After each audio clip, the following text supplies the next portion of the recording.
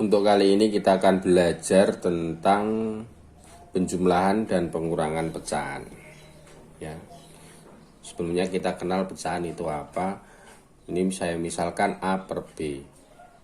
Ya, pecahan berarti bacanya A per B. Ini misalnya angkanya A dan B. Nah, perlu diingat yang atas, ya, pecahan itu yang atas biasanya kita sebut dengan pembilang. Dan yang bawah kita sebut dengan penyebut. Ya. Kita langsung masuk ke contoh soal.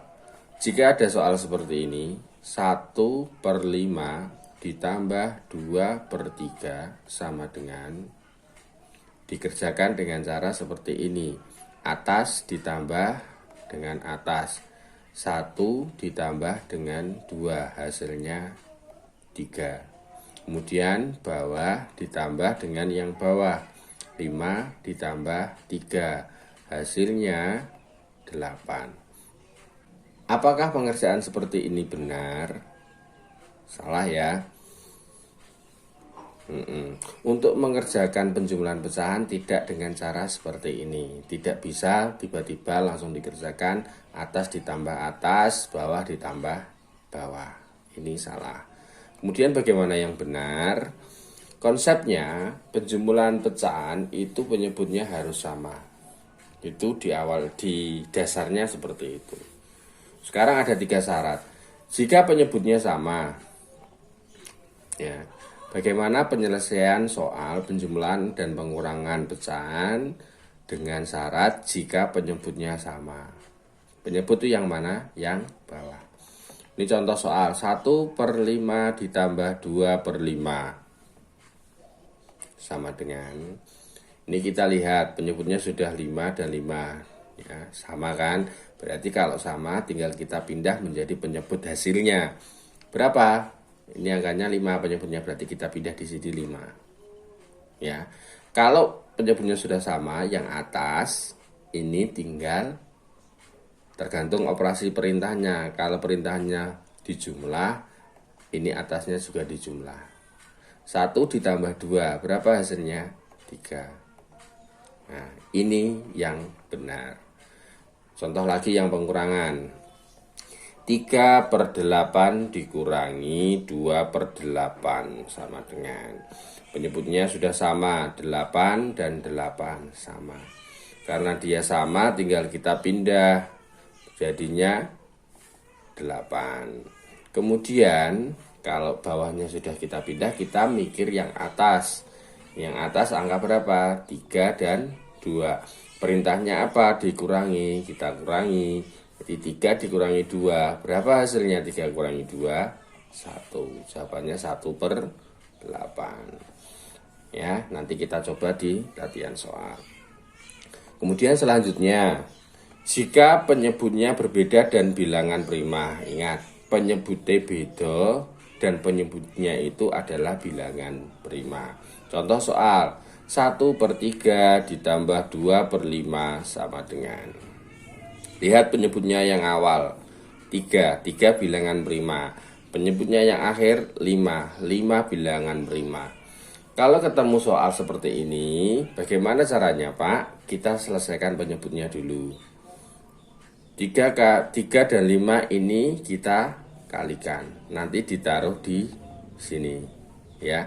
3 kali 5 berapa? 15. Kita taruh di penyebut hasilnya. Hasilnya nanti akan per 15. Kemudian pembilangnya nanti, hasil pembilangnya seperti apa Pak? Kita kalikan silang. Pembilang yang depan dikalikan penyebut yang belakang. Berarti 1 dikalikan 5. Berapa 1 kali 5? 5. Ya. Selanjutnya, karena operasinya ditambah, ini juga ditambah. Pembilang yang atas sudah dikalikan penyebut yang bawah. Pembilang yang depan sudah dikalikan penyebut yang belakang. Yang belum yang mana? Pembilang yang belakang dikalikan penyebut yang depan. Berarti 2 dikalikan 3 perkalian silang ya, ijolan dhuwur ping ngisor. 2 kali 3 berapa? 6 ya, tinggal kita hitung hasilnya. 5 tambah 6 11 per penyebutnya tinggal kita pindah 15. Ini hasilnya. Kemudian kita ambil contoh yang pengurangan. Ini ada contoh 4/7 dikurangi 1/2 sama dengan 7 bilangan prima, 2 juga bilangan prima. Ingat ya, cara seperti ini hanya kita gunakan jika penyebutnya dua-duanya bilangan prima dan itu beda angka. Ya, kalau sama angka, angkanya sama meskipun sama-sama bilangan prima, kita pakai cara yang pertama tadi. Syarat yang pertama yang tadi sebelumnya. Ini penyebutnya bilangan prima dan beda. Caranya gimana? Seperti contoh soal yang penjumlahan. 7 dikalikan 2, penyebut dikalikan penyebut. Hasilnya taruh di sini. 7 kali 2 berapa? 14. Ya. Nah, karena ini beda penyebut dan bilangan prima, kita gunakan perkalian silang. 4 kali 2 berapa? 8. Ya, 8. Kemudian operasinya kita kurangi, kemudian yang kita kalikan silang yang selanjutnya adalah 1 kali 7. 1 kali 7. 1 kali 7 berapa? 7. Sama dengan tinggal kita hitung. 8 dikurangi 7 berapa? 1 per penyebutnya kita pindah 14. Lanjut ya. Nanti sering latihan soal biar paham. Syarat yang ketiga, jika penyebutnya berbeda dan bukan bilangan prima, ya, penyebutnya beda dan dia bukan bilangan prima. Contohnya 1/4 ditambah 3/8. Langsung kita buat sama dengan dan per untuk nanti hasilnya. 4 dan 8. 4 bukan bilangan prima, 8 juga bukan bilangan prima. Penjelasannya gimana? Nggak bisa kita langsung kalikan seperti cara sebelumnya. Kita cari KPK dari 4 dan 8. Caranya kita tulis 4 sama dengan 8 sama dengan. Seperti pada video sebelumnya, bagaimana cara mencari KPK. 4 kita cari faktorisasi primanya, dibagi 2, hasilnya 2. Karena hasilnya sudah bilangan prima, berarti selesai. Tinggal kita lingkari 2 kali 2. Ini kita pindah ke sini. 4 sama dengan 2 kali 2. Kemudian 8 dibagi berapa? 2 bisa, kalau nggak bisa bagi 3, kalau nggak bisa bagi 5. Membaginya harus bilangan prima urut dari terkecil. 8 dibagi 2 hasilnya 4. Ya. 4 bukan bilangan prima. Karena 4 bukan bilangan prima, kita lanjut. 4 bagi 2 hasilnya 2. Kita lingkari. Temu 2 dan 2. Kita pindah ke sini, kita kalikan faktorisasi primanya. 8 sama dengan 2 kali 2 kali 2. KPK-nya berapa? Yang sama ada nggak? Ada, kita coret. Ingat, yang sama kita hitung cuma 1. Berarti KPK-nya berapa? Yang sama kita hitung cuma 1. Berarti KPK-nya ini juga sama lagi ya. Ini sama. Kita tulis cuma 1. Berarti KPK-nya 2 kali 2 kali 2. Berapa KPK-nya? 8. Kita sudah ketemu KPK dari penyebutnya 4 dan 8. Berapa KPK-nya? 8. Tinggal 8 ini kita pindah sebagai penyebut hasilnya nanti. Ya. Kita pindah ke sini 8. Nah, terus piye Pak carane iki? Oke. 4 kok ketemu 8, itu kita kalikan berapa? 4 kali berapa hasilnya 8? Pinter, 4 kali 2. Kalau penyebutnya dikalikan 2, maka pembilangnya juga dikalikan 2. 1 kali 2 berapa? 2. Sekarang yang 8. 8 kali berapa hasilnya? 8. 8 ping piro? 8 ping piro kesekele 8. 8 kali 1. Kalau bawahnya, kalau penyebutnya dikalikan 1, pembilangnya juga harus dikalikan 1. 3 kali 1, 3. Perintahnya apa? Penjumlahan, berarti kita tambah. Sama dengan hasilnya, tinggal kita tambah. 2 tambah 3, 5 per 8. Nah, ini hasilnya. Penjumlahan beda penyebut dan penyebutnya bukan bilangan prima. Sekarang selanjutnya kita ambil contoh yang pengurangan.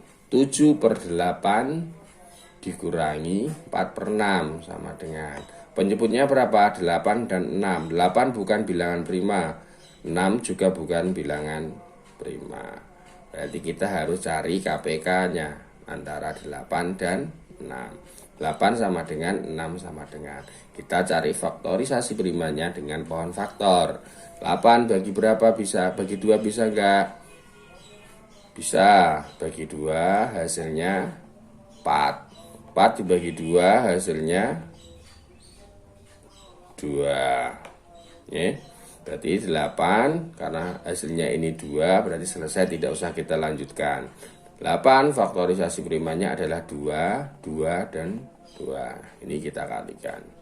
8 sama dengan 2 kali 2 kali 2. Kita pindah ke sini. 2 kali 2 kali 2. 8 sudah ketemu, yang belum berapa? 6. Kita hitung 6. 6 dibagi berapa? Bagi 2. Hasilnya berapa?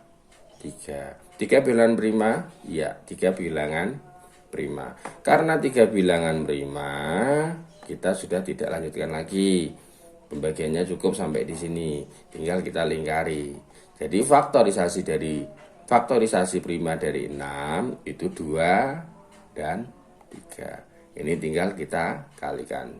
2 kali 3. Kita pindah ke sini. 2 kali 3. Berapa KPK-nya? Yang sama ada enggak? Ada, kita coret. Ini sama kan? 2, 2. Ada yang sama lagi? Enggak ada. Berarti KPK-nya, ingat yang kita coret kita tulis cuma 1. Yang lain kita tulis semua. KPK-nya berarti 2 kali 2 kali 2 kali 3. Berapa hasilnya? 2 kali 2, 4. 4 kali 2, 8. 8 kali 3, 24. Hasilnya 24. Kita sudah ketemu KPK dari 8 dan 6. Tinggal kita pindahkan KPK-nya sebagai penyebut nanti di hasil pengurangannya. Kita rubah semuanya menjadi bentuk pecahan dengan penyebut 24. Ingat, yang depan kita selesaikan dulu. 8 ketemu 24 itu dikalikan berapa? Pinter. 8 dikalikan 3. 8 kali 3 sama dengan 24. Jika bawahnya kali 3, maka atas juga dikalikan 3. 7 kali 3 berapa? 21. Selesai yang depan. Kita kerjakan yang belakang. 6. 6 kok ketemu 24? 6 kali piro? 6 kali berapa? 6 kali berapa hasilnya 24? 6 kali 4. Gampang. Mesti iso garap. 6 kali 4 sama dengan 24. Jika bawahnya dikalikan 4, atas juga dikalikan 4. 4 kali 4 berapa? 16. Tinggal kita lihat operasinya. Perintahnya disuruh menjumlah atau mengurangi. Perintahnya disuruh mengurangi, Pak. Kita tulis di sini dikurangi. Sama dengan 21 dikurangi 16. Berapa? Iya, 5 per 24, tinggal kita pindah. Ini hasilnya. Jadi 7 per 8 dikurangi 4 per 6 itu sama dengan 5 per 24. Selanjutnya tugas kalian, kerjakan di buku tulis. Jangan cuma langsung isinya ya. Berikut caranya seperti penjelasan Bapak tadi. Ya, ada 5 soal. Kerjakan di buku tulis dengan caranya. Diorek-orek, dikasih panah, dikasih gak apa-apa. Yang penting kalian paham prosesnya. Ya, kalau masih ada yang bingung, silahkan nanti ditanyakan ke Bapak. Selamat belajar, anak-anak hebat.